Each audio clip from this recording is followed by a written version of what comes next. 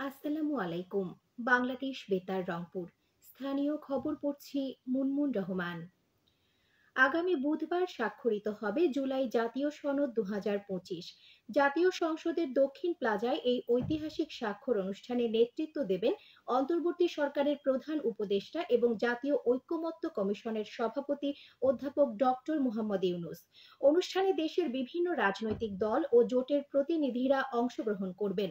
গতকাল জাতীয় সংসদ ভবনে জাতীয় ঐকমত্য কমিশন কার্যালয়ের সভাকক্ষে আয়োজিত এক বৈঠকে এ সিদ্ধান্ত চূড়ান্ত করা হয় বলে কমিশন থেকে প্রকাশিত এক সংবাদ বিজ্ঞপ্তিতে জানানো হয়েছে। উপদেষ্টা পরিষদ ১১টি অধ্যাদেশের খসড়ায় চূড়ান্ত ও নীতিগত অনুমোদন দিয়েছে। গতকাল রাজধানীর তেজগাঁওয়ে প্রধান উপদেষ্টার কার্যালয়ে উপদেষ্টা পরিষদের সভায় এই অনুমোদন দেয়া হয়। প্রধান উপদেষ্টা অধ্যাপক ডক্টর মুহাম্মদ ইউনূস এতে সভাপতিত্ব করেন।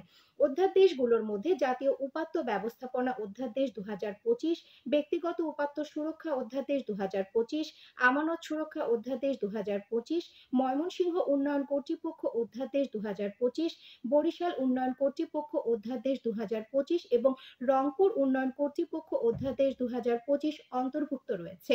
৫টি শরিয়া ভিত্তিক ইসলামী ব্যাংককে একীভূত করে একটি ব্যাংক প্রতিষ্ঠার জন্য অর্থ মন্ত্রণালয়ের উত্থাপিত প্রস্তাবও উপদেষ্টা পরিষদ অনুমোদন করেছে।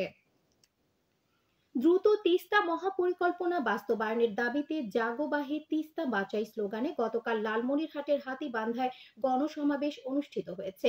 বিএনপির জাতীয় নির্বাহী কমিটির রংপুর বিভাগীয় সাংগঠনিক সম্পাদক ও জেলা বিএনপির সভাপতি অধ্যক্ষ আসাদুল হাবিব দুলুর নেতৃত্বে গণমিছিলটি উপজেলার হেলিপ্যাড মাঠ থেকে শুরু হয়ে বিভিন্ন সড়ক প্রদক্ষিণ শেষে হাতীবান্ধার শহরউদ্দিন সরকার সরকারি মডেল উচ্চ বিদ্যালয়ে শেষ হয়।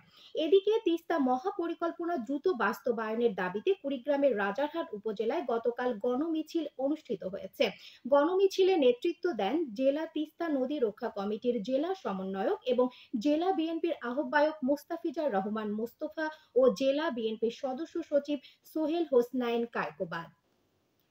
রংপুর জেলা বিএনপির সদস্য সচিব আনিসুর রহমান লাকুর কবর জিয়ারত করেছেন দলের যুগ্ম মহাসচিব হাবিবুন নবী খান সোহেল। আজ সকালে তিনি ঢাকা থেকে রংপুর ছোট নূরপুর কবরস্থানে এসে কবর জিয়ারত সহ তার বিদেহী আত্মার মাগফিরাত কামনা করে দোয়া করেন। এ সময় উপস্থিত ছিলেন বিএনপির সহ সাংগঠনিক সম্পাদক আব্দুল খালেক ও মহানগর বিএনপির সিনিয়র যুগ্ম আহ্বায়ক শহীদুল ইসলাম মিজু। এরপর তিনি লাকুর বাড়িতে গিয়ে শোক সন্তপ্ত পরিবারের খোঁজ খবর নেন।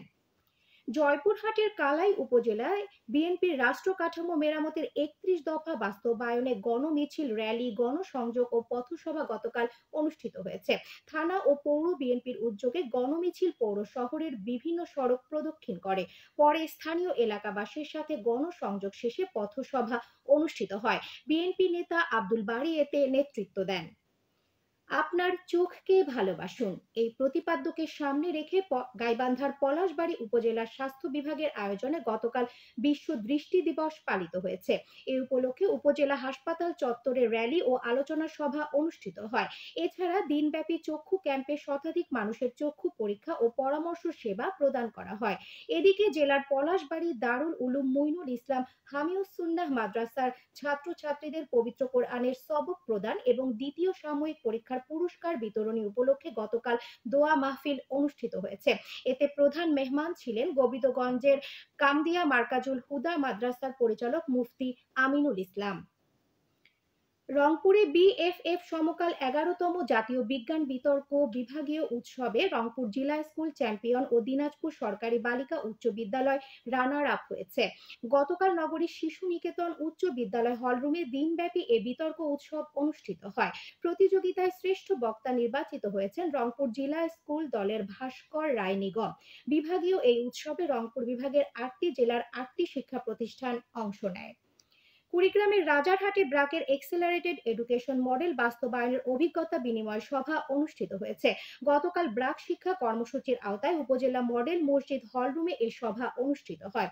ব্র্যাকের জেলা সমন্বয়ক সৈয়দ ফাহিদ হাসানের সভাপতিত্বে এতে প্রধান অতিথি ছিলেন উপজেলা নির্বাহী অফিসার আল ইমরান। কুড়িগ্রামের রৌমারী উপজেলায় মাদকসহ নূর আলম নামের এক মাদক কারবারিকে গ্রেফতার করেছে রৌমারী থানা পুলিশ। গোপন সংবাদের ভিত্তিতে গতকাল কলেজ পাড়ায় এক অভিযান চালিয়ে ৩০০ পিস ইয়াবা ও ১২ গ্রাম হিরোইন সহ তাকে আটক করা হয়। পরে মাদকদ্রব্য নিয়ন্ত্রণ আইনে মামলা দিয়ে তাকে জেল হাজতে পাঠানো হয়েছে। সবশেষে আবহাওয়া। আজ সন্ধে ৬টা পর্যন্ত পূর্বাভাসে বলা হয়েছে দেশের অভ্যন্তরীণ নদীবন্দরগুলোর জন্য কোনো সতর্কবাণী নেই এবং কোনো সংকেতও দেখাতে হবে না। খবর শেষ হলো। আমাদের পরবর্তী স্থানীয় খবর প্রচারিত হবে বেলা ২টা ৫ মিনিটে।